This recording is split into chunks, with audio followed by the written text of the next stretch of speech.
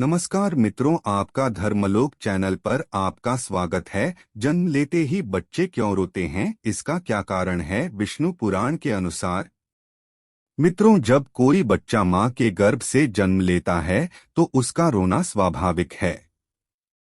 परंतु क्या आपने कभी सोचा है कि जिस बच्चे ने अपनी पहली सांस ली है, उसके जन्म लेते ही रोने का क्या कारण हो सकता है? नमस्कार मित्रों, हमारे हिंदू धर्म शास्त्रों में वैसे तो उसके पीछे की एक पुरानी कथा की मान्यता है, जिसका वर्णन हमें विष्णु पुराण में मिलता है। परंतु इसके साथ ही चिकित्सा जगत में भी चिकित्सीय दृष्टि से इसके पीछे के कुछ कारणों की व्याख्या की गई है। आज के इस वीडियो में हम बात करने जा रहे हैं हिंदू धर्म शास्त्रों में वर्णित उस पौराणिक कथा के बारे में जो कि बच्चे के पहले रुदन से जुड़ी हुई है। मतलब जन्म लेते ही शिशु का रोना क्यों जरूरी? बच्चे जन्म लेते ही रोते क्यों हैं?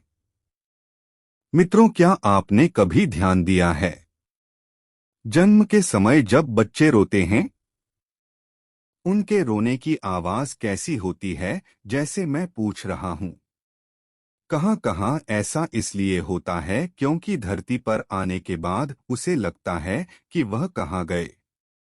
वह परम ब्रह्मा से कहता है कि हे भगवान, मुझे फिर से संसार में क्यों भेज दिया?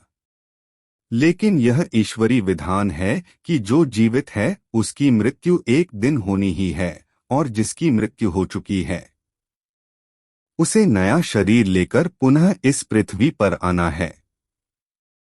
इसी तरह ब्रह्मा का सृष्टि चक्र चलता है।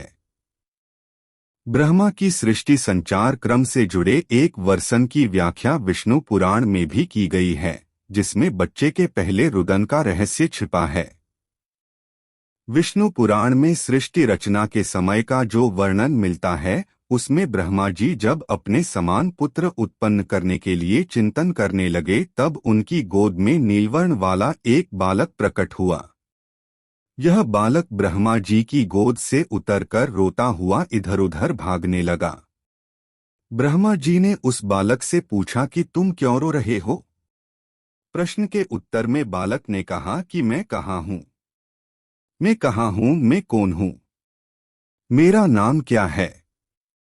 इस पर ब्रह्मा जी ने उसे बताया कि जन्म लेते ही तुमने रोना शुरू कर दिया, इसलिए अब से तुम्हारा नाम रुद्र है। ब्रह्मा जी द्वारा नाम बताने के बाद यह बालक 7 फिर रोया, इसलिए ब्रह्मा जी ने उसे उसको अन्य 7 नाम और दिए।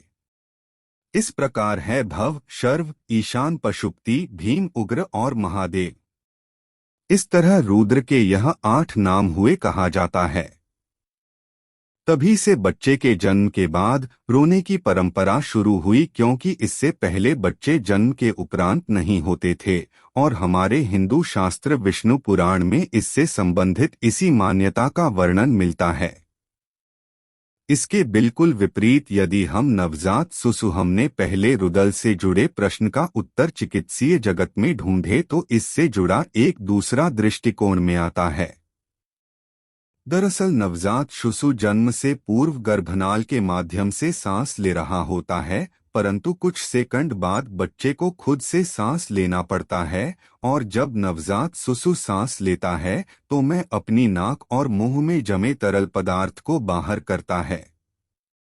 वास्तव में शिशु जो मां के गर्भ में होता है तब ये सांस नहीं लेता। यह इकोनॉमिक नामक एक थैली में होता है, जिसमें इकोनॉमिक द्रव भरा होता है। उस समय शिशु के फेफड़ों में हवा नहीं होती, बल्कि उसके फेफड़ों में भी इकोनॉमिक द्रव भरा होता है। इस स्थिति में बच्चे को सारा पोषण अपनी मां के द्वारा गर्भनाल के जरिए मिलता है। मां के शरीर से बच्चे के बाहर आते ही गर्भनाल काट दिए जाती है। इसके बाद शिशु को उल्टा लटकाकर उसके फेफड़ों से एमनियोटिक द्रव निकाला जाता है, जो कि एक जरूरी प्रक्रिया है ताकि फेफड़े सांस लेने के लिए तैयार हो सके। इसके लिए जरूरी है कि बच्चा लंबी सांस लें, जिससे फेफड़े के कोने कोने से एमनियोटिक द्रव निकल जाए और फेफड़ों कार्यमक अकी के वायल तक हवा आने जाने पर का मार्ग खुल जाता है। द्रव के निकल जाने पर सांस का मार्ग खुल जाता है और वायु का संचार होने लगता है। इन सब के लिए रोने की क्रिया महत्वपूर्ण काम करती है। दरअसल रोते समय बच्चा गहरी सांस लेता है। यही वजह है कि जन्म के बाद अगर बच्चा खुद नहीं रोता है तो उसे हल्की सी चपत लगाकर रुलाया जाता है, क्योंकि यदि बच्चा जन्म के तुरंत बाद न रोए तो इस द्रव के फेफड़ों में होने के कारण बच्चे को ऑक्सीजन नहीं मिल पाएगी और उसकी मौत का कारण भी बन सकती है। क्या आप जानते हैं, जन्म के समय रोने से बच्चे के शरीर में पर्याप्त मात्रा में ऑक्सीजन जाती है, जिसे उसकी मस्तिष्क का विकास होता है। वहीं दूसरी ओर यदि कोई बच्चा जन्म के उपरांत देरी से रोता है तो उसके मस्तिष्क में ऑक्सीजन नहीं पहुंच पाती और ऐसे बच्चे में मानसिक विकास प्रति के आशंका बढ़ जाती है। प्रसव की प्रक्रिया मां और बच्चे दोनों के लिए कष्टदायक होती है। बच्चा बहुत सक्रिय मार्ग से निकलकर दुनिया में आता है। बाहर का वातावरण की मां के शरीर के अंदर मिले वातावरण से अलग होता है। सुरक्षित माहौल से निकलकर मुश्किलों से भरे माहौल में आना भी बच्चे के रोने का एक कारण है। नवजात शिशु रोना कितना जरूरी है। गर्भ में पलने के बाद बच्चा जब जन्म लेता है तो वह अगले 24 घंटे बहुत शांत रह सकता है।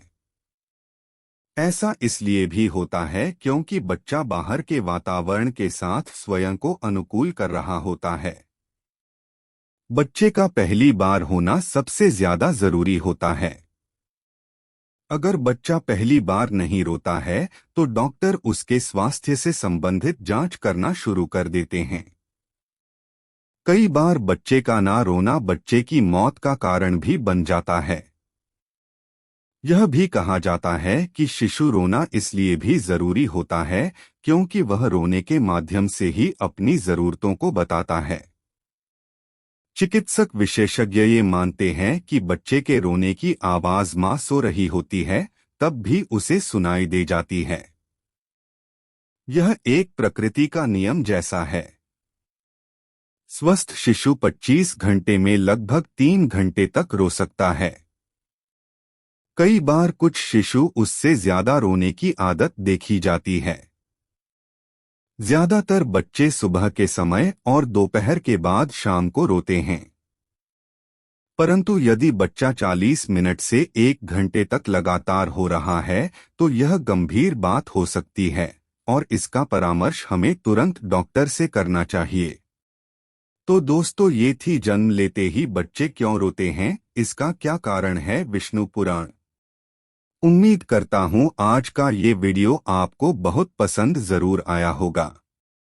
तो कृपया चैनल को सब्सक्राइब कर ले और लाइक करें।